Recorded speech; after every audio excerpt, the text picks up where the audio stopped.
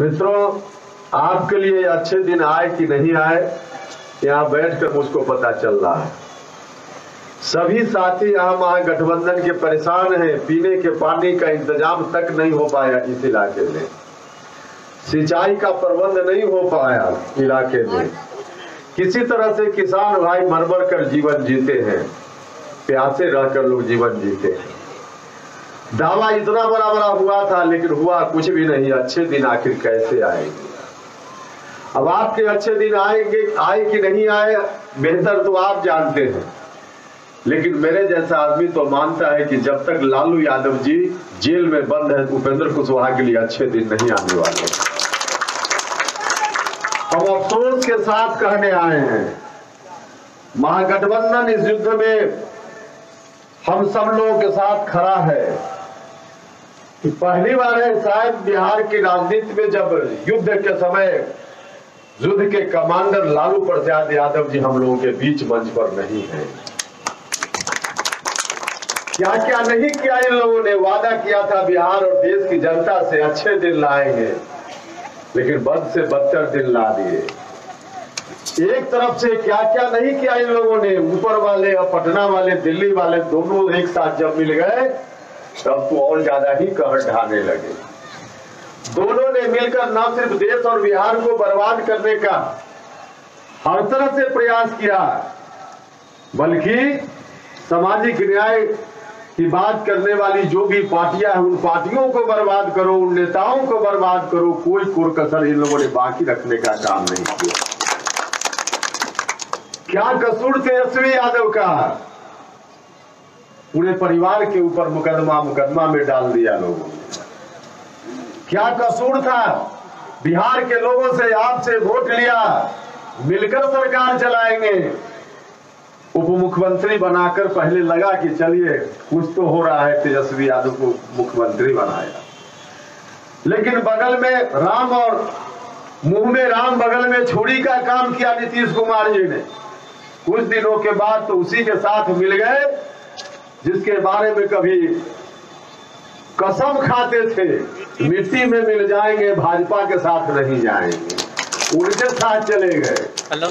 मुझसे भी कहा जब उस गठबंधन में हम थे, भारतीय जनता पार्टी के लोगों ने, और जब नीतीश कुमार जी उनके साथ आ गए तो मुझसे कहा कि अब आपकी सीट भी कम करनी पड़ेगी गठबंधन में। हमने कहा कि क्यों सीट कम करनी पड़ेगी? तो एक नया दोस्त आ गया है, उसके लिए कुर्बानी देनी पड़ेगी। हमने कहा किसके लिए कुर्बानी देने की बात करते हैं? जिस व्यक्ति ने आपको थाली देकर खाने से पहले छीन ली थाली, उस व्यक्ति के लिए कुर्बानी देने की बात करते हैं। किस व्यक्ति के लिए कुर्बानी देने की बात करते हैं? जिस व्यक्ति ने बिहार के गरीब बच्चों के हाथ से किताब छीन ली, उसके लिए कुर्बानी देने की बात करते हैं। लेकिन कहा कि कुर्बानी देनी पड़ेगी। पिछली बार 3 सीट पर लड़ रहे थे, इस बार 2 सीट पर लड़ने का काम कीजिए। मंशा अलग थी, कहने के लिए कोई बात लोग कह रहे थे, मंशा थी राष्ट्रीय लोक समता पार्टी के कद को कम करो, छोटा करो, उपेंद्र कुशवाहा को जितना कम हो सके राजनीति में हाशिए पर पहुंचा देने का काम करो। एक तरफ राष्ट्रीय जनता दल के ऊपर निरंतर प्रहार और दूसरी ओर उपेंद्र कुशवाहा को बर्बाद करो, पार्टी को बर्बाद करो। हमारे नेताओं को प्रलोभन दिया गया, लालच दिया गया, कुछ लोग लोभ लालच में चले गए। हमने तो उनसे भी कहा जब लोग जा रहे थे, और हम इस मंच पर अलीगंज के लोगों, मैं आपके सामने भी कहना चाहता हूँ, राष्ट्रीय लोक समता पार्टी के लिए इस इलाके से बड़ी ताकत मुझको भी मिलती रही है, क्योंकि मैं सामाजिक न्याय की राजनीति करने में विश्वास करता हूँ। बड़ी ताकत, बड़ा सहयोग आप लोगों का मिलता रहा है। मित्रों, उस वक्त हमने कहा था कि सामाजिक न्याय की बात हम करने वाले लोग हैं, हम सामाजिक न्याय की बात करेंगे। इनकी मंशा थी कि सामाजिक न्याय की बात करने वाला की अपराध को कम करो। हम उस समय भी लड़ रहे थे, सामाजिक न्याय की बात कर रहे थे, सत्ता में रहते हुए भी। हम पार्लियामेंट में भारत सरकार के मंत्री रहते हुए सामाजिक न्याय के लिए, जुडिशियरी में आरक्षण के लिए, तमाम चीजों के लिए वहां भी हम अपनी बात को रखने का काम कर रहे थे। हम सदन से लेकर सड़क पर तक आंदोलन कर रहे थे। जब हम सदन में उठकर खड़ा हुए भारत सरकार के मंत्री के रूप में पार्टी की ओर से बोलने के लिए, हमने वहां सामाजिक न्याय की बात की, पिछड़ों दलितों की बात की, तो कुछ लोगों ने मजाक किया कि आप तो सत्ता पार्टी के लोग हैं, भारत सरकार में मंत्री है, फिर भी बोल रहे हैं। हमने कहा कि सामाजिक न्याय के प्रति हमारा कमिटमेंट पहले है, सत्ता बाद में हमारे लिए आती है, सामाजिक न्याय की धारा हमारे लिए पहले है। इन लोगों को लगा कि अगर इसी तरह की बात उपेंद्र कुशवाहा करते रह गया, इसी तरह का आंदोलन चलाते रह गया, तब तो सामाजिक न्याय और आगे आने वाले दिनों में मजबूत होता जाएगा। इनको यह बात बर्दाश्त नहीं हुई और इसलिए कहा कि 3 की जगह 2 लड़ो। हमारी ताकत को वहां कम करना चाहते थे, हमारी ताकत को कम करने की कोशिश थी। हमने कहा कि कुछ भी होगा, राष्ट्रीय लोक समता पार्टी की ताकत बढ़ गई है बिहार में, हम 3 से 2 पर नहीं आ सकते हैं। इन लोगों ने परेशान करना शुरू किया। दूसरी ओर सम्मान के लिए लालू प्रसाद यादव जी, तेजस्वी यादव जी का हाथ हमारी ओर बढ़ा। जो लोग मजाक करते थे कि अब तो इनके साथ लोग ही नहीं है, लोग ही नहीं है, अब तो 2-3 से ज्यादा सीट ही नहीं मिलेगी, अब उनके कलेजा पर सांप लौटने लगा जब 5 सिद्ध राष्ट्रीय लोक समता पार्टी के सम्मान में लालू यादव जी ने दे देने का काम किया। तो जो लोग भी जा रहे थे, मैं आज भी कहना चाहता हूं, हमने जिस अभियान की शुरुआत की है, गरीबों के लिए अभियान है, और गरीबों के लिए अभियान चलाना कोई साधारण काम नहीं है, बहुत कठिन काम है, बहुत कठिनाई को झेल कर चलना पड़ता है। समुद्र में नौका को उस पार ले जाना है, मंजिल तो हमको प्राप्त करना ही है, उस पार नौका को ले जाना है, लेकिन बीच में जो लहरें उठेगी उसकी चिंता नहीं करनी है, लहर से लड़ना पड़ेगा। हमारी पार्टी के कुछ लोग प्रलोभन में जा रहे थे, आज भी हम कहना चाहते हैं जिनको आज भी जाना है लोग चले जाए, कोई हर्ज नहीं है। लहर में जब सवारी करता है आदमी तो कठिनाई से नहीं डरता, लहर से डरकर कभी नौका पार नहीं होती और कोशिश करने वालों की कभी हार नहीं होती। तो हम तो कहते हैं कि जो लोग हैं लहर में चलना है नौका पर, तो दिल को जरा थाम कर देख लीजिए, जांच करके कि हट मजबूत है कि नहीं है। हट मजबूत है तो हमारे साथ चलिए, हट कमजोर है तो पहले ही उतर जाइए, वरना बीच में जाकर हट अटैक कर जाएगा तो आपके परिवार के लोग मेरे ऊपर तोहमत लगाने का काम करेंगे। तो कमजोर हर हृदय वाले चले गए, बर्बाद करने का जो प्रयास हुआ उस प्रयास में कुछ दूर तक नीतीश कुमार सफल हो गए, हमारी पार्टी को कमजोर करने की कोशिश में सफल हुए, लेकिन नेताओं को हटाने में सफल हुए। जितना हमारे ऊपर प्रहार किया उतना ही राष्ट्रीय लोक समता पार्टी की ताकत गांव में बढ़ती चली गई। उनको मालूम नहीं, जितना लालू यादव जी के ऊपर प्रहार किया उतनी ही राष्ट्रीय जनता दल की ताकत बिहार के गांव में बढ़ती चली गई, बढ़ती चली गई। मित्रों, हम आपसे कहना चाहते हैं, आज जो परेशानी है, सामाजिक न्याय की धारा के सामने जो परेशानी है, यह धारा कोई आज की धारा नहीं है। जननायक कर्पूरी ठाकुर, डॉक्टर लोहिया, शहीद जगदेव बाबू और बाद में चलकर श्रीमान लालू प्रसाद यादव जी ने जिस धारा को आगे बढ़ाने का काम किया, एक तरफ इस धारा के लोग इस युद्ध के मैदान में खड़े हैं और दूसरी ओर वैसे लोग खड़े हैं जो इस धारा को बर्बाद करना चाहते हैं, समाप्त करना चाहते हैं, आरएसएस का एजेंडा देश भर में लागू करना चाहते हैं। उस धारा के लोग और इस धारा के लोगों के बीच की लड़ाई है। आप पंखा छाप के बटन को दबाएंगे, महागठबंधन के उम्मीदवार को जिताएंगे, आपके द्वारा पंखा छाप के निशान के सामने के बटन को, एक एक बटन को दबाना सामाजिक न्याय की धारा के लिए संजीवनी देने का काम करेगा, सामाजिक न्याय की धारा के लिए संजीवनी देने का काम करेगा। लालू प्रसाद यादव जी जेल में बंद है, परेशान है, तेजस्वी जी परेशान है, उपेंद्र कुशवाहा को बर्बाद करने की कोशिश हो रही है। आपका एक एक बटन उपेंद्र कुशवाहा को बर्बादी से बाहर निकालने का काम करेगा, संजीवनी देने का काम करेगा। आपका एक एक बटन लालू यादव जी के लिए संजीवनी देने का काम करेगा। अगर विरोध में बटन दबाने का काम किया भाइयों और बहनों, तो यही संजीवनी देने वाला बटन लालू यादव जी के लिए और उपेंद्र कुशवाहा के लिए जहर भी देने का काम करेगा। और फैसला है आपके हाथ में, आप संजीवनी देना चाहते हैं या जहर देना चाहते हैं, फैसला है आपके हाथ में। लोग आएंगे, अनेक तरह की बात करेंगे, चकाचौंध दिखाने का काम करेंगे, चकाचौंध में मत पड़िएगा। चकाचौंध उनके लिए हो सकता है, आपके लिए नहीं है। यहाँ से जो उम्मीदवार है, कहने की बात नहीं है, मुझसे बहुत जूनियर लड़का है, रामविलास पासवान जी के सानिध्य में हमने भी राजनीति की है। मैं सम्मान करता हूं उनका कुछ मामलों में, लेकिन कौन सी पार्टी है मुझको समझ में नहीं आती, कौन सी पार्टी है समझ में नहीं आती। जो दलित भाई के लोग हैं, दलित भाई भी कुछ लोग गलतफहमी के शिकार हो जाते हैं, उनके झांसा में आ जाते हैं और बहुत उछल कर कहते हैं कि हमारी पार्टी, अरे काहे के मुगालते में, कहां से आपकी पार्टी? एक सीट मिलेगी तो बड़े साहब, बीच की सीट मिलेगी तो मझले साहब, उसके बीच की सीट मिलेगी तो संजले साहब, और उसके नीचे की सीट मिलेगी तो छोटका साहब। आपका नंबर उसमें कहां है? आपका नंबर कहीं नहीं है। मैं हाजीपुर से आता हूं, हाजीपुर का मतदाता हूं, हाजीपुर का मतदाता हूं। अलग बात है कि इस बार हमने चैलेंज किया है, इस बार चैलेंज किया राष्ट्रीय जनता दल के साथ, महागठबंधन के साथ मिलकर हमने चैलेंज किया है। बीजेपी वालों ने भी बहुत बर्बाद करने का प्रयास किया है, मेरी बर्बादी का प्रयास किया है, और जनता दल यूनाइटेड दोनों ने प्रयास किया है। दोनों की चुनौती को हमने स्वीकार किया है। काराकाट से हम जनता दल यूनाइटेड को हराने का काम करेंगे और उजियारपुर से भारतीय जनता पार्टी को हराने का काम करेंगे। दोनों जगह से हमने अपनी उम्मीदवारी दी है। चैलेंज, उनकी चुनौती को हमने स्वीकार किया है, स्वीकार किया है मित्रों।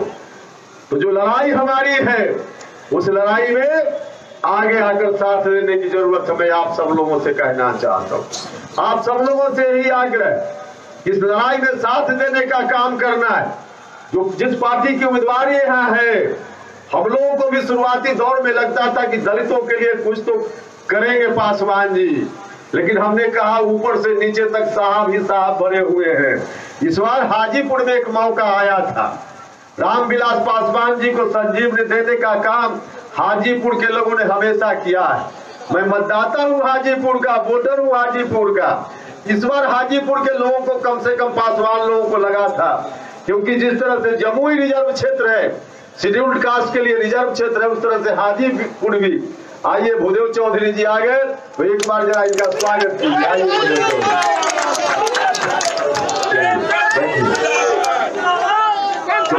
मेरे बोलने के बाद अपनी बात थोड़ी देर भूदेव जी भी रखेंगे आपके बीच, बैठ जाइए। तो हाजीपुर के पासवान भाइयों को लगा था, हम लोगों को भी लगा था कि इस बार तो बड़े साहब लोग कहने लगे, जब हमने एनडीए से रिश्ता तोड़कर महागठबंधन में आने का फैसला लिया, तो मीडिया के बंधु मेरे ऊपर भी अटकलबाजी करने लगे, टिप्पणी करने लगे। लिख दिया, एक बड़ी पत्रिका, प्रतिष्ठित पत्रिका आउटलुक ने लिखा मेरे बारे में, मेरे उस कदम के बारे में, कि पहले से तो रामविलास पासवान जी को मौसम वैज्ञानिक कहा जाता था, इस बार उपेंद्र कुशवाहा मौसम वैज्ञानिक साबित हुए। हमने कहा कि नहीं भैया, यह खिताब आदरणीय पासवान जी के पास ही रहने दीजिए।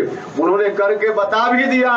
मालूम हो गया इस बार के चुनाव में लोकसभा की सीट कहीं से नहीं जीतनी है, तो राज्यसभा में अपनी सीट पक्की करा ली। तो असली मौसम वैज्ञानिक तो वही है, उनको पता है लोकसभा नहीं जीत सकते, तो राज्यसभा में सीट पक्की करा ली है। तो मित्रों, वहां हाजीपुर के लोगों को लगा कि बड़े साहब राज्यसभा में सुरक्षित हो गए, छोटे साहब चुनाव लड़ ही रहे हैं, और बीच वाला साहब तो बिहार सरकार में मंत्री है, एमएलसी है, अब तो कोई साहब वहां नहीं बचे हैं। तो अब जो जगह बची हाजीपुर में, कोई गरीब पासवान को रामविलास पासवान जी टिकट देने का काम करेंगे। सब लोगों को उम्मीद थी, पासवान लोग जो बरसों बरस से हाजीपुर के नौजवान लोग उनके साथ है, सब लोगों ने मुंह में पानी ले आया था कि हाँ अब तो इस बार हम ही उम्मीदवार हो जाएंगे। लेकिन जब टिकट का बंटवारा हुआ तो उसी में से मंझला भाई, जो जिनको रोजगार मिला हुआ है, बहुत सारे राजनीति के क्षेत्र में पासवान नौजवान बेरोजगार हैं, उनको रोजगार नहीं देकर जिनको रोजगार मिला हुआ था, मंझला साहब को फिर से हाजीपुर से उम्मीदवार बनाने का काम किया है। कैसे दलितों की पार्टी, परिवार की पार्टी, दलित की पार्टी कहीं से नहीं है। तो यहाँ आकर देखिए बंटी चौधरी जी आ गए, माननीय विधायक सिकंदरा के हैं। तो मित्रों, उनकी पार्टी बिल्कुल परिवार की पार्टी है। कोई दलित भाई भी अगर उम्मीद में है उम्मीद में है कि उनसे दलितों का कल्याण होना है, नहीं संभव है। इस बार जब SC/ST एक्ट पर बहस चल रही थी, देश भर में कोर्ट के एक फैसला के कारण कहा गया कि गिरफ्तारी तब तक नहीं होगी उस तरह के केसेज में जब तक जांच करके अधिकारी संतुष्ट न बोले। जाने दीजिए, उसको जाना है, पटना जाएगा, हम आपके बीच रहेंगे। हम यहाँ अभी हेलीकॉप्टर को छोड़कर और फिर गांव का दौरा करेंगे, उसके बाद हम जाएंगे। हेलीकॉप्टर खाली जा रहा है, उनको जाने दीजिए। तो मित्रों, उनकी पार्टी दलितों की भी पार्टी नहीं है, उनकी पार्टी सामाजिक न्याय की भी पार्टी नहीं है। SC/ST एक्ट के बारे में जब बहस चल रही थी, उस वक्त अगर देश भर के दलित मित्रों ने, दलित भाइयों ने भारत बंद का नारा नहीं दिया होता, भारत बंद नहीं किया होता, तो भारत की सरकार ने जो निर्णय लिया था उस निर्णय में बदलाव नहीं किया गया होता। दलित भाई है इसके लिए। आप सब लोग हैं जिन लोगों ने ताकत दी, आवाज दी, विरोध किया, तब जाकर वहां से संशोधन हुआ। कोई रामविलास पासवान जी के लिए संशोधन नहीं हुआ है। सामाजिक न्याय की बात करने वाले लोग हैं, सिर्फ काम करने वाले लोग नहीं है।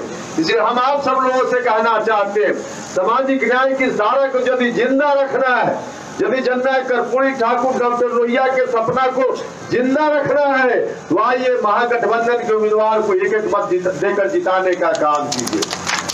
भगवान न करे ऐसा हो, लेकिन फिर से अगर नरेंद्र मोदी जी भारत की सरकार में आ गए तो सदा सदा के लिए सामाजिक न्याय की धारा दफन हो जाएगी, बर्बाद हो जाएगी, समाप्त हो जाएगी। और पिछड़ों के लिए, दलितों के लिए हम आरक्षण बढ़ाने की बात करते हैं, आरक्षण को समाप्त करने का भी निर्णय लोग ले सकते हैं, अगर अभी सचेत हम लोग नहीं हुए। इसलिए हम आपसे कहना चाहते हैं, यह वक्त बहुत ही गंभीर है। इस गंभीर वक्त में आप सब लोगों से आग्रह है, दलित भाई, अति पिछड़े भाई, ऊंची जाति के भी जो गरीब लोग हैं, न्याय पसंद लोग हैं, सब लोगों से मेरा आग्रह है कि आइए आप सब लोग मिलकर के, भूदेव चौधरी जी हमारी पार्टी के प्रदेश के अध्यक्ष भी हैं और आपके यहाँ से उम्मीदवार भी हैं, तो श्री भूदेव चौधरी जी को भारी मतों से पंखा छाप के सामने के बटन को दबा करके जिताइए और इनको दिल्ली भेजने का काम कीजिए। अब इनके हाथ में जब पंखा है तो जीत में मुझको नहीं लगता है कि कोई शंका है, निश्चित रूप से भूदेव जी जीतेंगे।